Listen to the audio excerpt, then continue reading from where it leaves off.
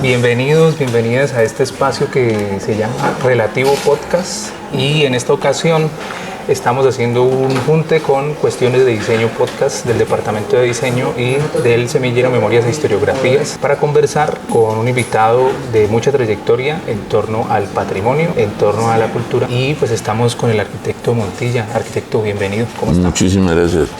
Pues muy bien.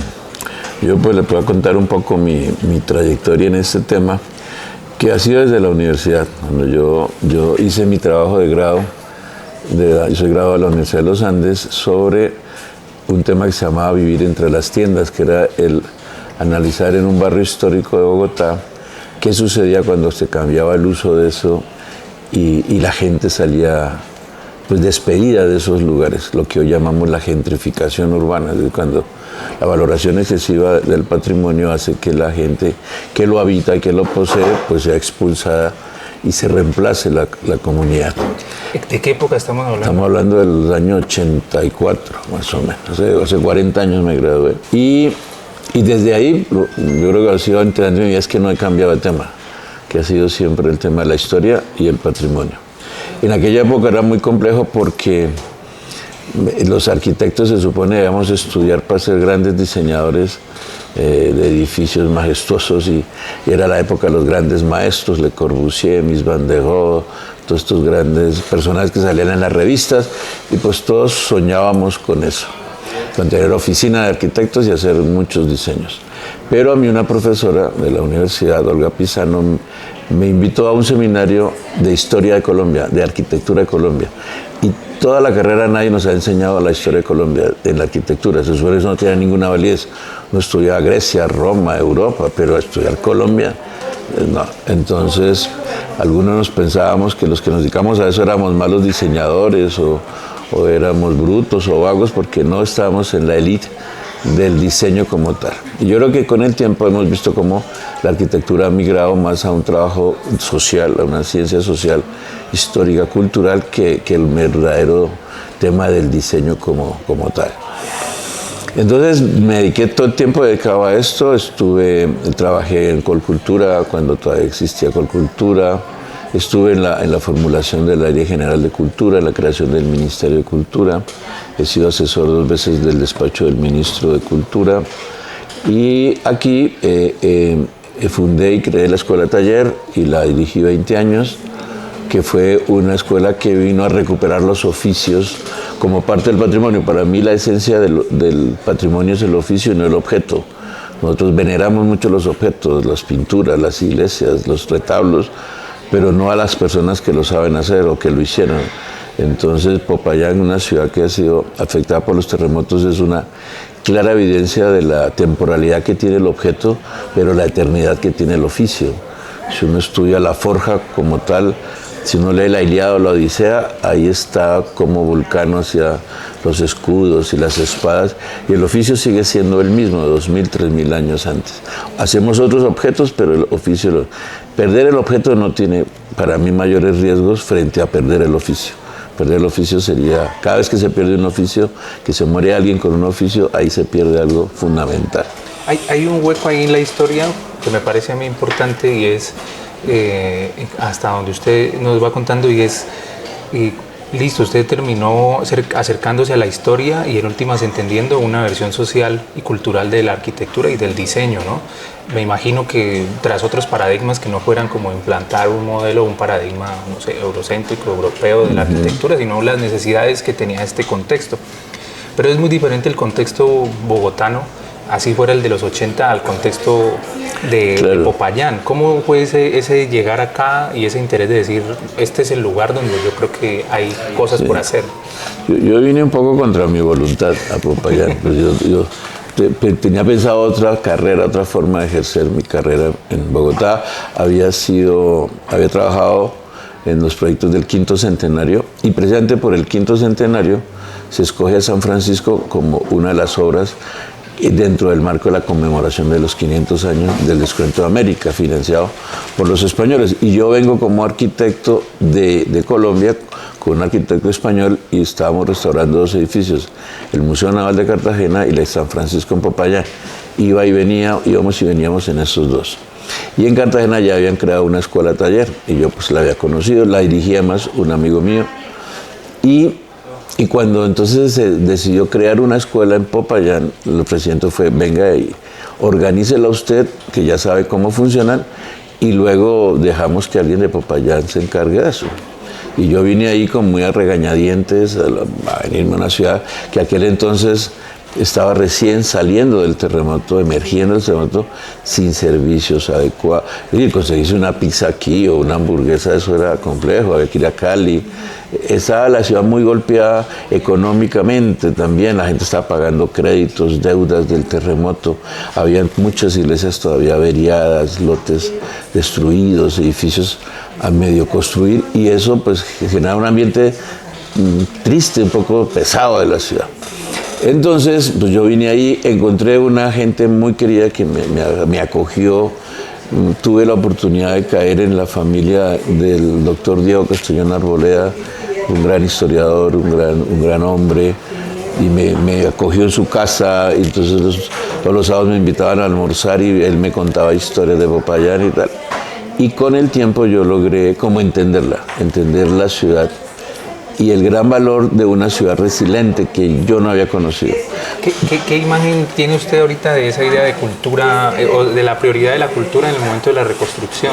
Sí, es que fíjense lo complejo es que yo había venido de ciudades donde había que ir a defender el patrimonio, de que no lo cambiaran, no lo modificaran, no lo tumbaran. O sea, todo el mundo iba a Pasto, iba a Cartagena, Santa Marta, donde fuera, y el tema siempre es, no, que no eviten tumbar el edificio, todo el mundo quiere tumbar para hacer uno más grande. Y llega a una ciudad donde todo el mundo quiere devolverse, que hay que volver a hacer la casa, que hay que volver a hacer eso, que hay que mi papá me lo dejó, que aquí estaba, que... Eso me sorprendió a mí muchísimo. Y desde ahí yo he sido un gran defensor de esa resiliencia de Popayán. Porque es que aquí el patrimonio no se ha caído, ni lo han demolido, si nos vienen terremotos y lo han afectado terriblemente. Entonces, como ese levantarse y volver a hacerse, a mí me pareció muy interesante. En la escala de la ciudad, el tamaño de la ciudad, era muy interesante, y el proceso, a mí me parece que yo me sentí que podía ser muy útil estando aquí, porque creamos la escuela, recogimos casi 1000 muchachos de la calle, les enseñamos los oficios que la gente había olvidado, los herreros, los canteros, los albañiles, y con ellos nos dimos a la obra y restauramos 27 edificios de la ciudad, generamos empleo, trajimos muchos euros de España, y eso fue para mí. Yo el segundo año tenía alguna duda de quedarme, pero yo después dije, no, yo me quedo y encuentro a uno como su lugar, o sea, también que es parte de eso, ser parte de aquí la discusión. Aquí peleamos y hay unos que me detestan y otros que me quieren y tal, pero eso es parte de la vida del día a día, que tú en una ciudad como Bogotá o tal, pues ahí te desapareces y pareciera que lo que tú haces no tiene ninguna incidencia o posibilidad sobre incidir sobre el tema del devenir de la ciudad. Ha cambiado mucho esa percepción, que si más adelante podemos hablar, es ese amor y ese respeto por una ciudad de un grupo de personas que además no solo eran los de aquí, sino gente que había llegado. El terremoto casi que duplica la población de Popayán, la gente en busca de un techo, estaban dando cosas, lotes, comidas, vainas. Entonces, oiga, la situación era tan difícil que vámonos para Popayán que de pronto algo conseguimos. Y esa población fue absorbida, pero también curiosamente lo que ahora vemos es cómo ha salido una agresión fuerte contra esa ciudad.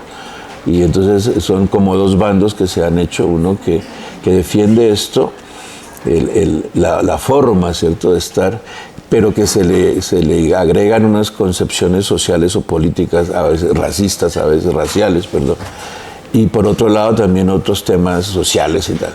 Y el pobre patrimonio quedó metido en la mitad de esta guerra, de esta batalla, y entonces lo agreden, y él no tiene nada que ver, porque precisamente a mí me parece muy triste y es un ejercicio de la ignorancia básica pensar que destruir o agredir el pasado manifestado en arte, sea escultura, pintura, música, arquitectura, te reivindica a ti unos derechos o unos ideales que tienes ahora, pero que hace 200 años no existían. Yo creo que la esclavitud es una cosa infame en el mundo, ¿cierto? Pero este continente, buena parte, se levantó con ese esquema. ver eso hoy hacia atrás o sea, es aberrante que alguien piensa que eso se pueda volver a repetir o tal. Pero tratar de desconocer lo que existió y que hubo esclavistas, ¿cómo decirlo? Esclavistas, que era normal verlo. Eran los valores de la época. De la época, es como si hoy nos dicen a nosotros, no sé, nosotros somos la generación del plástico, nos van a juzgar en el futuro porque usamos chaquetas de plástico y porque los aparatos nuestros eran de plástico y 200 años dicen, no, hombre, era lo que había, es decir, y estamos tratando de cambiarlo y lo vamos a cambiar. Entonces, esa visión de la historia en reversa me parece muy complicada.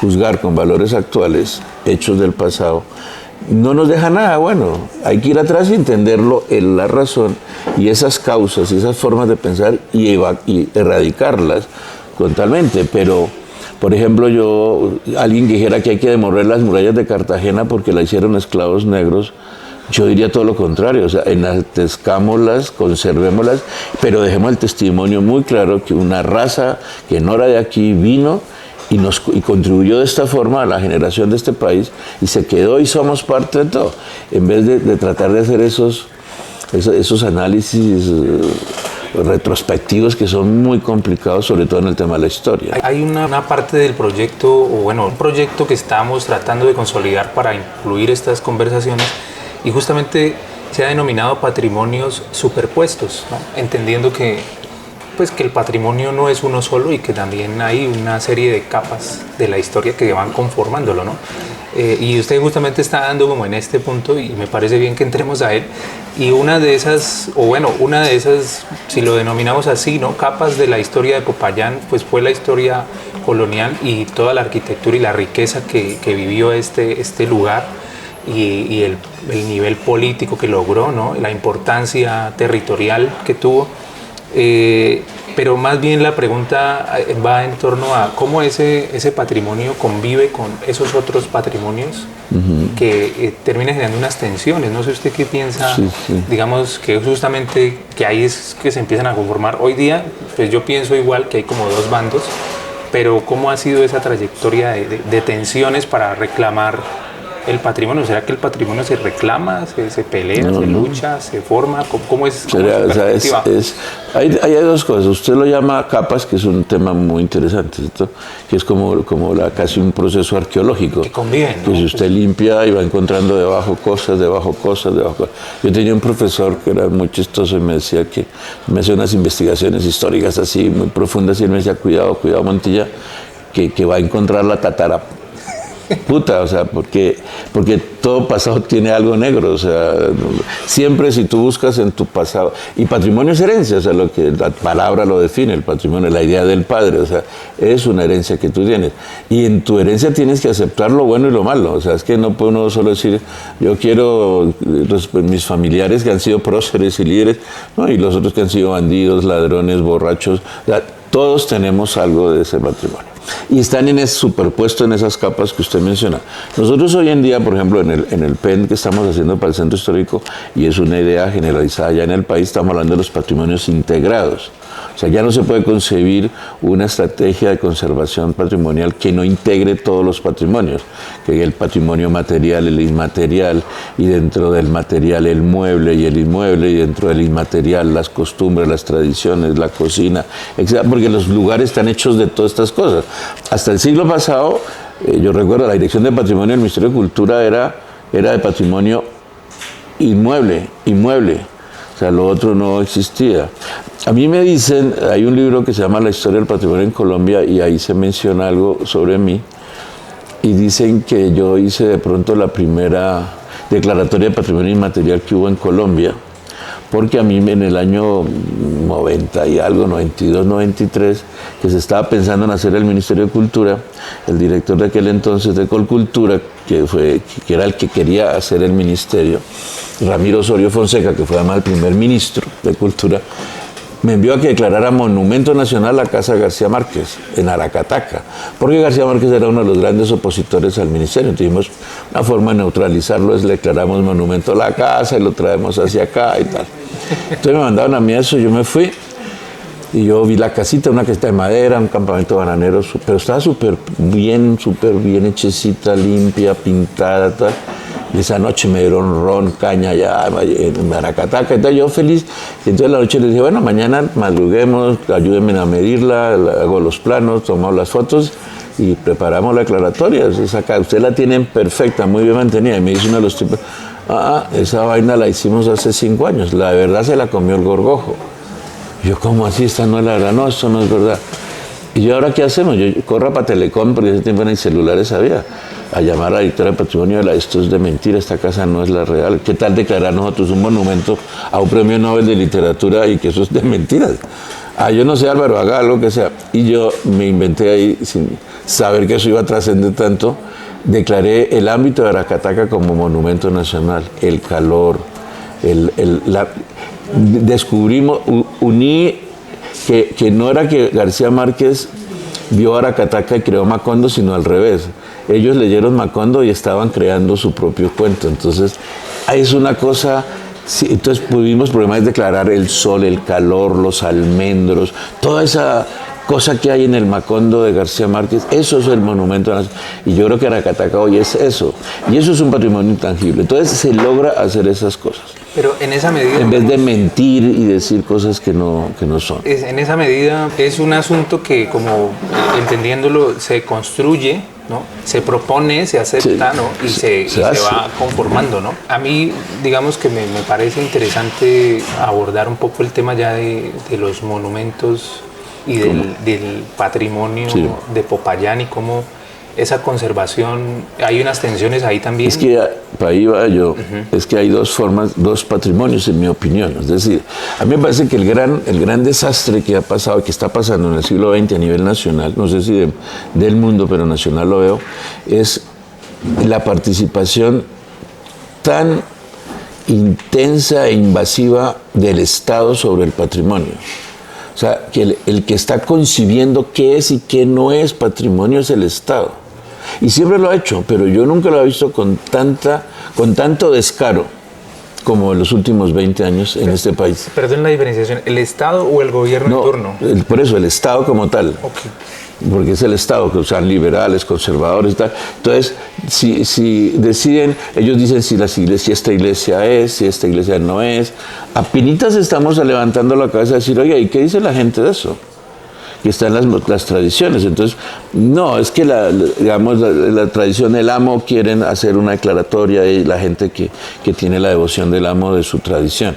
Entonces hay que mandarlo a Bogotá y hay que hacer un estudio y un análisis y tal, y para que le digan, sí señor, quedó aprobado. A mí, ¿qué me viene a decir usted? Si usted me aprueba o no me aprueba, que para mí la marimba es mi patrimonio, o la yuca, o el árbol de mi pueblo, o la forma en que hablamos. Es decir, ¿dónde está eso? Igual si usted ve lo que se ha declarado siempre patrimonio arquitectónico, es lo monumentalmente, que casi siempre lo ha construido el Estado mismo. Claro.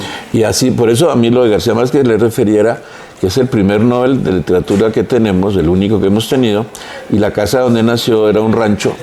Y ahora construyeron, si usted va a Caracataca, hay uno que parece un palacio, parece que García Márquez hubiera nacido en una familia multimillonaria. O sea, no concebimos que grandes hombres puedan vivir en casas humildes, porque a la hora de ver el patrimonio, pues eso nos parece chiquito, entonces nos inventamos uno más.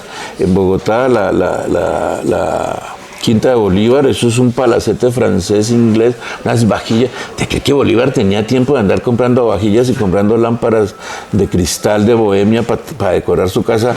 Me dicen que el tipo estuvo durante toda su vida 120 días en esa casa, que era de unos amigos que la prestaban y que dormían en un chinchorro. Entonces, esa estatización de la cultura en general y del patrimonio es la que nos divide. O sea, cuando entra el Estado a decir qué es esto y qué no es esto, y nosotros como ciudadanos nos toca apelar al Estado para decir si es más tu patrimonio lo suyo que lo mío, y no nos han dejado, yo creo que es hora de que esas declaratorias y del bueno lo tenemos que hacer entre todos, y a entender que de pronto en su caso un elemento es primordial y para mí no, pero de todas formas hace parte de lo mío, y viceversa. El tema de un patrimonio excluyente, que estos patrimonios de los blancos, estos patrimonios de los indígenas, estos patrimonios de los afros, estos patrimonios de los ricos, estos de los pobres, a mí eso me parece que ha generado una división y un empobrecimiento del patrimonio, porque es que los ricos... A veces, toda inclusión requiere una exclusión. Claro, y lo más duro es que me digan, ya, ¿por qué yo no me siento rico? Es decir, ¿cómo yo puedo negar que parte de mi vida, de mi sangre misma, debe ser afro y otra parte debe ser indígena? Y si yo digo, no, vamos a excluir una, pues cómo excluimos las cosas, el sabor, el ritmo. O sea, somos lo que somos. También tenemos una parte europea. De hecho, América, en la historia universal, es el sueño del mundo, el sueño de Europa. Siempre todo el mundo pensó, cuando descubrieron América y la Atlántida, ese mundo que iba a ser perfecto. Pensaban los soñadores de la época europeos. Nosotros siempre tenemos la historia de los conquistadores que vinieron, se robaron todo y mataron indios. Pero no el de los soñadores que muchos vinieron, no, América va a ser donde podamos hacer una república, donde vamos a ser todos iguales, el amor, todos esos sueños que tenía Europa reprimidos, de eso pues lo tenían. Y uno ve la historia de Europa igual, los romanos pasaron por encima de los griegos y los griegos encima de los egipcios, y así sucesivamente, y también pelamos la cebolla y hay de todo en nuestras cosas. Entonces eso de asociar el patrimonio con temas raciales, con temas ideológicos, con temas elitistas y políticos, es un gravísimo error, en mi opinión. Porque lo que hace es dividir a la gente y empobrecernos. Porque, que es la teoría siempre, a mí me parece que la hegemonía siempre tiene esa estrategia, que es, póngalos a pelear entre ellos, divida, o sea, no, este país es de todos, no, esta ciudad no es de todos, esta ciudad, este pedazo es de los blancos, este pedazo es de los españoles, este pedazo de hecho las ciudades coloniales tenían esa estructura, la calle de los indios, el barrio de los indios, los barrios de los negros, los barrios de los blancos, ¿verdad? Hay ciudades en México que yo conozco como Santa de las Casas, y esa ciudad tiene la ciudad blanca. Si usted va a Puebla en México, la ciudad del centro histórico es de blancos, o sea, era cerrado, y aquí hay otra ciudad que era para los indios y era otra ciudad o sea, hay cosas que eran así. Ahora es nuestro trabajo romper esos muros y ahora nos quedamos con las tres, que ahora son nuestras. Pero yo quedarme solo con un pedazo me parece tonto. Es como si a usted le dejan una herencia a su papá, a su familia, ganado, vacas y edificios. No, a mí solo me gusta el campo, entonces solo me quedo con la finca. Bueno, pues es una decisión para mí un poco tonta, porque le dejaron también casas y le dejaron un Mercedes-Benz. No, yo cosas europeas no recibo. Pues véndalo entonces, pero sepa que es suyo y que lo tiene. Entonces a mí me parece que eso es abusar de la ingenuidad de la gente y proponer unos mundos muy chiquitos. A mí me parece que la maravilla de conocer el patrimonio es que te abre el mundo y que te hace entender que uno está aquí y es el resultado de siglos y si no de miles de años de evolución humana, de ingenio humano que te trae esto. Somos el único animal del planeta que producimos ficción. Y somos los únicos que matamos por la ficción. Usted no pelea, las peleas por las tierras, las guerras por tierra y tal, se solucionan muy fácil. Pero vaya usted a las guerras dogmáticas. Somos los únicos que inventamos. Unos dicen que Jesucristo es Dios, el otro dice que no, que es Alá, el otro es socialista, el otro es comunista. O sea, todos son abstracciones. O sea, explíqueme, ¿dónde toco yo el socialismo? ¿Dónde encuentro yo la ultraderecha? Déjeme tocarla. No, tal. Y nos matamos con estas, pero somos capaces de crear pero sí la ficción. La necesidad de materializarlo. Claro, ¿no? pero siempre la ficción va mucho más allá de lo que creemos, o sea, creer esa. Entonces, eso, por ejemplo, el patrimonio inmaterial es eso, esas ficciones de los pueblos, es lo que hay que entender y respetar. Usted viene de una ficción distinta porque su mundo fue la luz y el sol. De hecho, hay una historia muy bonita en Perú que encontré en Lima que los incas le tenían mucha lástima a Pizarro, porque tenía que Dios tan chichipato el suyo, o sea, es un hombre como cualquiera, crucificado en un palo. Y vuelto nada, lo azotaron. O sea, ¿qué clase de Dios tienen ustedes? Por Dios, que se deja hacer tantas barbaridades. Un Dios débil y tal. En cambio, nosotros tenemos el sol, la luna, la serpiente, la tormenta. Nosotros tenemos unos dioses poderosos, el suyo, y les daba lástima. Consideraban, oiga, pobrecitos estos con un Dios tan pequeñito como el que tienen. Entonces, esas ficciones son las que debemos, ojalá, conocerlas todas, para no permitir que la ignorancia nos haga nos haga devotos a unos temas específicos, que a mí me da mucha tristeza. Yo creo que la forma más grande de manipulación y de subyugación que hay es la ignorancia. Y la peor decisión de un ser humano es la ignorancia consciente. O sea, cuando uno mismo decide, yo no quiero saber de eso. No, hay gente que le toca aguantarse la ignorancia, que se la imponen. Pero cuando uno tiene el chance de no hacerlo... Entonces, es como si, yo siempre veo, es como si usted entrara a una gruta con un gran tesoro y ahora le dicen, es suyo, hermano. Es suyo. Ah, no, pues que a mí las cosas de oro no me gustan. O sea, no...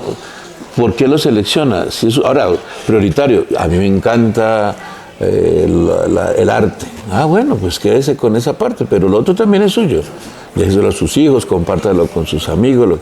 Entonces, entrar a una ciudad como esta y seleccionar, que yo solo ahora soy amante de, que no me gustan las iglesias, pero resulta que usted dice que porque es indígena, porque cree mucho o defiende el afro, resulta que esas iglesias las hicieron el trabajo de estas gentes a las malas. Entonces yo no estoy diciendo que evoque la religiosidad, pero sí respetemos el edificio y entendamos quién lo hizo y cómo estamos ahí participando.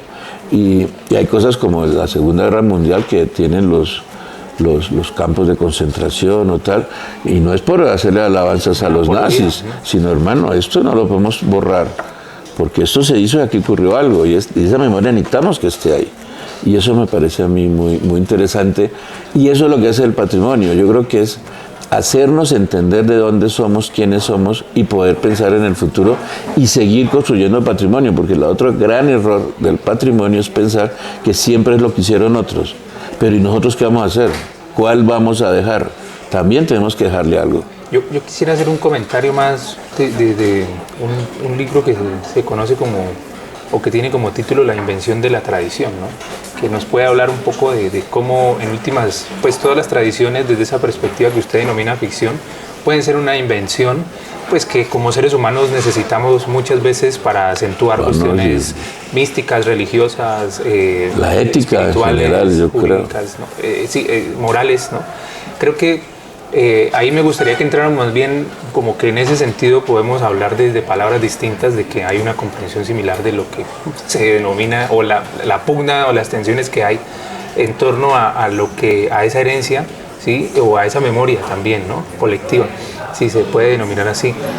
A mí me interesa ahora conversar en torno y conocer su perspectiva en torno a este hecho que fue el derribo de la estatua de Sebastián del Alcázar. Por supuesto, a nivel histórico, desde el punto de vista de haberla construido, ¿no? Entendiendo que pues lo que he encontrado también es que se construyó esta estatua, este monumento, en un momento donde todavía no habían perspectivas de reconociendo que este lugar era un lugar ancestral, ¿no? O indígena. Pero igual luego esa es una de las reclamaciones que usted mismo pues ha conversado, ¿no? Como pues esa falta de conocimiento o esa ignorancia sobre el devenir histórico termina dando estas perspectivas que luego toman fuerza y se piensa que fue tras esa idea que se construyó ahí. Pero bueno, ¿cuál es su perspectiva sobre este...? Yo trabajé con la cooperación española más de 20 años, ¿cierto? Y ese tema era latente siempre, el tema del fundador y tal, porque era la única ciudad que presentaba ese lema. Yo fui muchas veces a España por temas de trabajo y en una de esas aproveché y me fui a Toledo y visité la casa museo de Victorio Macho, que es el escultor de ahí, y he leído mucho y he buscado el tema desde mucho antes, porque los españoles siempre me decían, hola Álvaro, ¿no será que un día nos hacemos un proyecto y bajamos a ver el Alcázar a la ciudad? Y ellos me decían, debe estar en la ciudad que fundó, que hace allá subido en el morro y tal. Y ellos se tenían muy claro y sobre el tema indígena, hombre, eso no está bien. Ellos decían, eso parece un pisapapel, o sea, ¿cómo lo pongo yo encima de una cosa? No. Y vi la historia. Entonces, Victorio Macho fue muy amigo de Guillermo Valencia, el poeta, cuando Guillermo Valencia fue embajador en España. Por el tema de la poesía, del arte se conocieron, y Valencia lo convence de venir a Popayán. Y viene Victorio Macho Popayán, le encanta la ciudad, encuentra todo el tema artístico y cultural que hay, y lo convence el maestro, hágase una escultura para... Victorio Macho estaba muy de moda en América porque era el que estaba haciendo todos los monumentos de próceres y todos en Centroamérica y aquí en Sudamérica. Entonces le dije, no, listo, yo les hago el Belalcázar para Popayán. Y según lo que he leído, se encuentran con el maestro Rosso también. Rómulo Rosso. Rómulo Rosso, para que tengan la historia, yo soy padrino de bautizo de un nieto de Rómulo Rosso, que ya debe tener como 40 años, que son de Cartagena. Un amigo mío, Salvador, estaba casado con la hija de Rómulo Rosso. Y el maestro, entonces hagamos ese tándem, o sea, yo me hago la escultura del fundador y tú te haces el tema indígena. O sea, conversaron. Claro, estaban ahí y vamos a hacerlo. Listo, perfecto. Macho hace su escultura y la trae, pero la hizo para San Francisco, allá está la maqueta. Pero a mí me gustaría aclarar un poco esa historia que usted tiene, porque, no sé, pues uno podría pensar que era un bando y el otro en aquel entonces. No. Ellos estaban en un solo tema. Es una mirada actual. Claro, ahora ese tema era dos cosas, había que hacer dos cosas, exaltar el fundador y la presencia indígena. Porque ahora de Rosso era todo el tema del movimiento del quechua, o sea, todo el tema de México. En México hay obras de Rosso, que era esa visión nueva que hicieron toda la vanguardia del siglo XX, buscando Egipto, los europeos, y pues América estaban felices encontrando a los mayas, a los incas, a todo esto. La corriente vanguardista de esa época. Y entonces Macho hace su escultura y la hace para San Francisco y hasta la maqueta. Pero según la orientación que tenía la escultura era que el culo del caballo daba contra el sagrario. Y ahí se armó la polémica. Yo llegué a tener hasta versos, como no había redes sociales ni nada, había panfletos que regaban por debajo de las puertas, que pegaban en las paredes, en versos y tal, contra la escultura de Macho, insultando al sagrario de San Francisco. Y yo creo que ahí políticamente también lo aprovecharon los otros, y claro, Valencia también tenía sus enemigos, todo, y se volvió un tema, una discusión como las que tenemos ahora. Muy bien. Y ganar, y en un acto así como de imposición, el Consejo Municipal del año 50 y algo, decidió, se sube para el morro la estatua. Viene Macho, Victorio Macho, a Popayán, y lo ve ahí. Y cuando quiera me avisa, yo tengo un libro de la biografía de Macho y de su andar por América. Dice en el libro que Macho, fue tanta la indignación que le dio de ver a su caballo, que lo hizo para que se viera en el piso.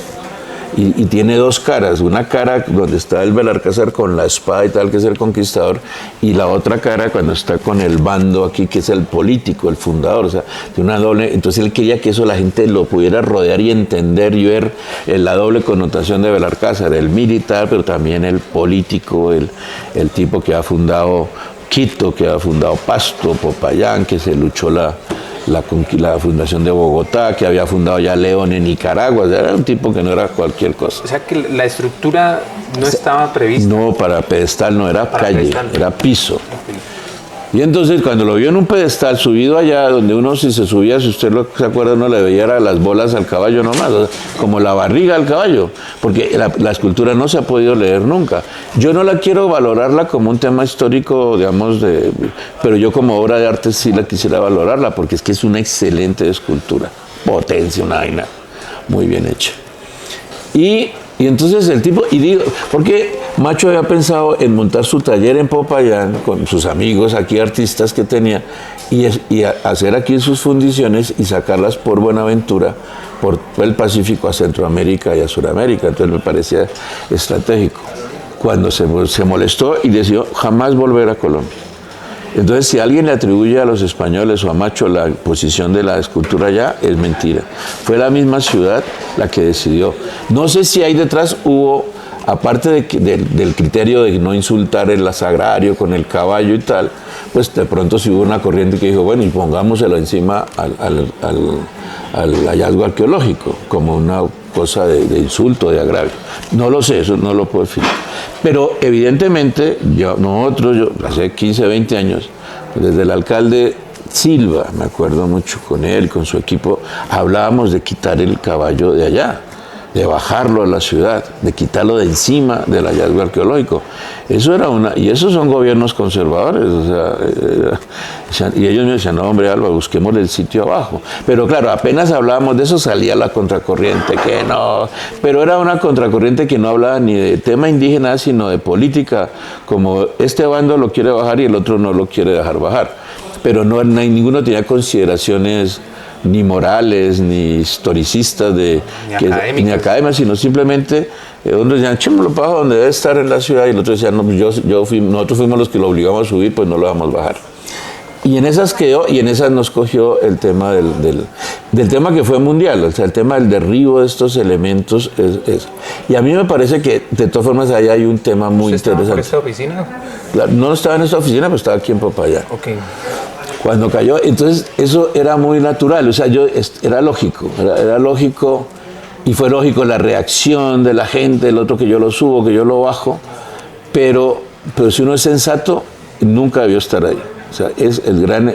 Por eso, si evaluamos históricamente algo, es quiénes lo pusieron inicialmente ahí. Nunca debió estar ahí. Debió estar en la ciudad que él fundó, en una plaza de su ciudad, de esta ciudad. Como están todos, en Cartagena, Heredia, y todos están en las ciudades.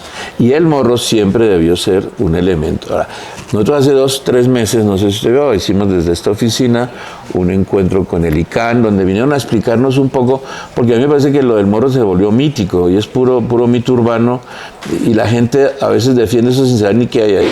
Nosotros le pedimos al ICANN que viniera, estuvimos 2 días con conferencistas, investigadores, para que entendieran el verdadero valor desde el punto de vista arqueológico, por qué es tan importante eso, por qué es tan complejo tocarlo, porque yo en mi ignorancia de arqueólogo, yo decía, no, pues quitemos el pasto rápido y descubramos la pirámide, y súper chévere tenerla ahí. Imagínate la gente viniendo a una ciudad, conociendo la ciudad precolombina, un vestigio de la arquitectura, y la ciudad colonial, ¿no? Es una barraquera. No, entonces los del ICANN, no, hombre, esa vaina no se puede así nomás, eso es peligroso, hay que tener la técnica depurada de saber cómo lo vamos a conservar, destapar eso, el clima, bueno, listo, ya lo he. Pero ese me sirvió a mí para entenderlo, ¿cierto? O también para los que dicen, no, eso no era nada, eso es un montón de tierra. No, también entendieron que eso no era un montón de tierra. Entonces yo lo que estoy es muy contento de saber que ojalá podamos todos entender que tenemos un gran patrimonio. Pero yo no voy a negarme a decir que el morro también es mío. O sea, no creo que nadie tenga derecho a decirme que yo no puedo decir que soy copropietario moral o ancestral del morro. O sea, no es una propiedad de una sola parte. Porque yo nací en este país y tengo una cédula de ciudadanía, y eso me da derecho a mí a reclamar todo lo que haya en este territorio como parte mía. ¿Cierto? La música, la comida. Yo puedo ir al Amazonas y yo no tengo porque a mí nadie tiene por qué hacerme sentir ajeno en el Amazonas, o en la Sierra Nevada de Santa Marta, o en Cartagena, o en Bogotá, o en Medellín. Entonces yo siempre enseñaba a mis alumnos, yo les decía, ¿qué es lo más valioso que usted tiene? A ver, cuando hablamos de patrimonio, el primer día de clase, muéstreme lo más valioso que usted tenga hoy aquí con usted. Entonces decían, esta cadenita que me regaló mi abuela, no, este reloj que me dio mi tío, o esta billetera que tengo plata, o tal. Hasta que siempre había uno que decía, la cédula. Eso es lo más valioso que uno tiene, es su identidad. Eso le da a usted derecho a muchas cosas, ¿cierto? A morirse de hambre, pero con derechos, que es lo que yo siempre le digo a la gente, que no irse allá, irse para afuera a lavar baños, y lávelos aquí, y enfrentémonos aquí por lo nuestro, pero aquí nadie me tiene a mí, ninguno me puede decir a mí que yo no puedo o tener salud, o tener, que no me la den es otra cosa, pero el derecho lo tengo, porque yo soy un ciudadano colombiano. Y eso me parece a mí que de esa forma es la que debemos ver el patrimonio. No podemos desgranar el país y la integralidad de nuestro patrimonio en segmentos que solo empobrecen. Eso pasa con las familias cuando se pelean los hijos. Si has visto que los papás han trabajado toda una vida para hacer una casita y se la dejan a 5. Y los 5 lo que hacen es hacer 5 piezas. El centro está fracturado por esa área. No sé, las herencias lo que hicieron fue convertir el centro, hay lotes hasta de 3 metros por 30 de fondo, 40 de fondo. Parte. Hay 85 edificios cayéndose en el centro histórico, abandonados. Y todos vaya a averiguar por qué. Una pelea de hermanos, de herencia. Entonces no son capaces de ponerse de acuerdo, de decir, oiga, dejémosla unida y vendámosla entonces todos y repartámosla la plata, pero no destruyamos la casa. No, yo quiero mi pedazo. Entonces lo parten en pedazos. Nosotros no podemos permitir que el patrimonio integral de Popayán sea partido y fracturado por ideologías que, bueno, digo, lo único que hacen es empobrecer el concepto de patrimonio, porque es distinto ser dueño de todo a que alguien me diga que yo solo soy dueño de una parte. Desde esa perspectiva, ¿usted dónde estaba el día del derribo? Yo estaba en pandemia, estaba en mi casa y me llamó como a la media hora el embajador de España, que se llamaba, en esa que era Pablo Gómez de Olea, que era amigo mío. Me dijo, hola Álvaro, ¿qué es lo que está pasando allá? ¿Qué tal? No. Entonces él fue conmigo, no, diles que joder, macho, que hacemos algo, que no lo destruyan, que lo piensan, ¿qué tal? Que es nuestra presencia. Ellos, con España, yo trabajé muchos años, y ellos decían unas cosas, porque cuando íbamos a cualquier sitio había gente que decía, ustedes los españoles que nos robaron, nos explotaron, ¿verdad? Y ellos decían, sí, pues nosotros antepasados, pero yo no, o sea, yo estoy en otro plan, ¿no es cierto? Estamos en otro plan creo que ellos venían también en el plan de reconocerse, y yo creo que tienen mucho por qué sentirse orgullosos. Fue el imperio en el mundo que más ciudades ha construido en toda la historia de la humanidad, más que los griegos y que los romanos. Son casi 1.700 ciudades hechas desde lo que hoy son los Estados Unidos. La mitad de los Estados Unidos lo construyeron los españoles. Por eso no pueden pronunciar los gringos San Francisco o Los Ángeles, ¿cierto? Texas. Eso es español total. Y vinieron hasta abajo, hasta la Patagonia. Y construyeron un mundo impresionante. Y pues la gente, los que tienen unos ojos hoy del gusto de mitad patronal, pues dicen, miércoles, es que esto es maravilloso para nosotros.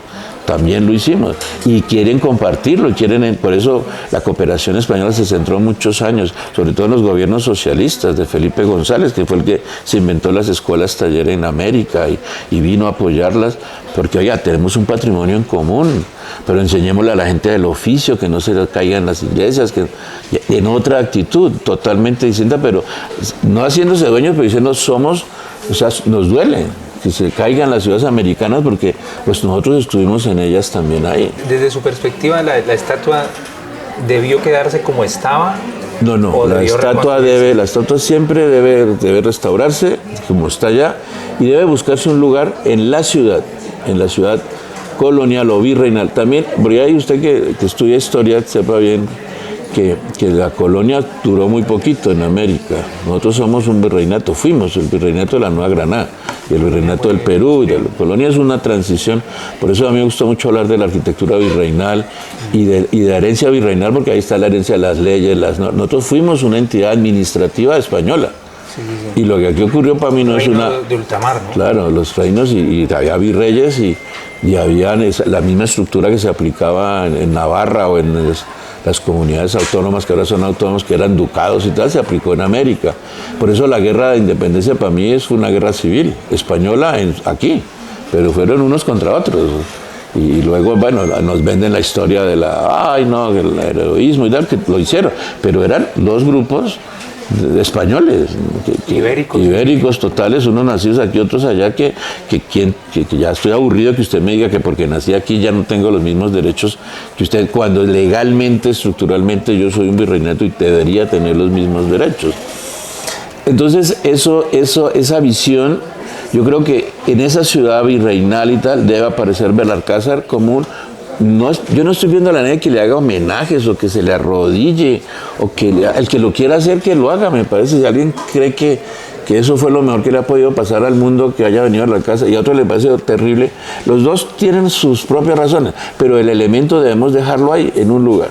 No en el Morro, no jamás en el Morro, ni de nuevo en el Morro. Primero, legalmente ya es imposible por las decisiones que ha tomado el ICANN, y yo creo que desde antes debió estar siempre en la ciudad y no en ese lado. Una pregunta ya de cierre, agradeciéndole este espacio, y es que luego de escucharlo creo que tendría una perspectiva más amplia de la respuesta, pero ¿usted cree que hay una manera de reconciliar y de hacer paz en torno al patrimonio? ¿Es posible o en realidad...? Yo creo que es la única herramienta que tenemos para hacerlo. No, porque es que la paz no es subyugar al otro. La paz no es imponer al otro. De hecho, la paz es ni siquiera estar de acuerdo. O sea, yo no creo en esos procesos de que vamos a concertar. No, usted tiene una forma de pensar, yo tengo otra. El tema es es que ni siquiera respetarla, porque ese tema de que, no, es que yo tolero, sí, es que soy tolerante, hay que ser tolerantes, como que hay que aguantarse al otro. Yo tengo una enfermedad, a mí me encanta celebrar la diferencia. O sea, y poder saber que soy el resultado de distintos orígenes. Celebro ser un mestizo, celebro el mundo en el que vivo, celebro que usted no piense como yo, me encanta. Y mis mejores amigos son las personas más opuestas políticamente hablando a veces y tal. Y entonces me dice, oye, pues ¿usted cómo anda con ese? Y yo, pues sí, con ese hablo súper bien. Porque qué jartera con los otros que piensan como yo, pues ahí nos pasamos horas enteras diciendo las mismas bobadas. Entonces yo sí creo que si entendemos el patrimonio como una propiedad colectiva y social, si el Estado deja de intervenir de esa forma tan arbitraria en definir qué sí, qué no, a mí me parece aberrante lo que está pasando con el Ministerio de Cultura y con la concepción de la cultura oficial. Y eso se está repitiendo en los niveles de gobernaciones y de municipios, como que aparece un personaje ahí, entonces si es músico todo es música y el patrimonio es la música, y si es teatrero es el teatro, y si es, o sea, ¿quién le dice? Es el único ministerio que yo creo que no puede tener una línea de ese corte, es el de cultura. El Ministerio de Salud puede decir, mire, nosotros como política estos 4 años yo voy a avanzar en vacunación y vamos a atacar el cáncer, porque mis datos me dan que lo peor aquí es el cáncer y la desnutrición de la niñez. Esta política va a ser a rajatabla, vamos a salvar niños y cáncer. Pero en la cultura no puede decir eso. Decir, es que mi gobierno haré que todo sea cumbia o que todo sea ópera. No. Usted no puede intervenir, el Estado no puede intervenir en las manifestaciones culturales. Debe garantizar el escenario y el espacio y los recursos para que cada una de las manifestaciones culturales y las evidencias patrimoniales tengan su lugar. Y en torno a eso, yo creo que podemos hacer esa paz que, vuelvo e indico, yo no la creo que es ni el dominio de una sobre la otra, ni unos acuerdos ahí que es frágiles, sino simplemente la celebración de la diferencia. Si hay un continente en el mundo y en un país, en los países del mundo que no pueden ser ni racistas, ni somos nosotros. Es decir, se nos ve terrible que un mundo hecho de todos los mundos le dé ahora por andar buscando raíces y ADNs para ver si yo soy de allí o soy de allá. Pues viejo, somos de todos. O sea, el tema ya nadie está viendo que hablemos latín y griego. A mí me educaron, a mí me educaron con eso. No estamos viendo eso, pero yo sí quiero entender también mi origen y por qué el apellido que llevo y la sangre, ¿cierto? La fe que profeso. Yo les decía, que vamos todos, pero hay que devolverle la lengua primero que entonces a todos estos tipos, entonces. Y nos quedamos mudos, viejo. Porque podemos comunicar desde México hasta la Patagonia, porque estos berracos aprendimos un idioma. Ahora no perdamos los otros, ¿cómo vamos a perder nosotros? Pero por lo menos tenemos, fíjense que no hemos podido, Europa tiene 25 países en la Unión Europea y cada uno habla distinto, tiene un idioma diferente. Y los berracos se han podido poner de acuerdo. Nosotros que hablamos el mismo idioma, no nos podemos poner de acuerdo. Eso no sucede en ningún lugar del mundo otro. Que usted vaya a México, Guatemala, Perú, Ecuador, Colombia, Venezuela. Usted dice, ¿qué hermano? ¿Qué? Ahí hay palabras raritas, pero el resto nos conocimos. Nos leemos la literatura los unos a los otros. La música de Cuba es famosísima aquí en Colombia. Hay unos en Venezuela bailando vallenatos. O sea, hombre, somos un mundo como para que ahora andemos parcelándonos y buscándonos las diferencias, en vez de encontrarnos en qué es que coincidimos. Y aunque no coincidamos, respetemos al otro. El patrimonio y la cultura, fíjense que nunca el país le ha apostado por eso. Nosotros hemos hecho todos los diálogos de paz, intentos por la economía, por las armas, por el tema social. Hemos buscado todos los escenarios posibles por donde encontramos pacificar el país.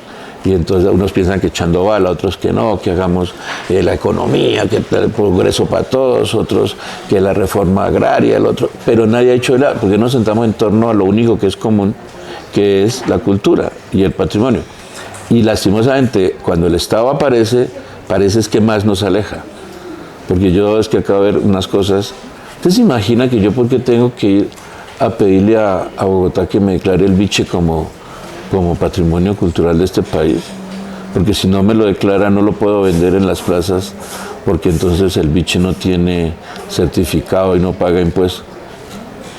Y entonces declaran el sancocho como patrimonio nacional, pero vaya usted haga un sancocho y viene el INVIMA y lo mete a la cárcel, porque lo hace con un cucharón quemando leña. O sea, son unas contradicciones de unas vainas rígidas frente a la cultura.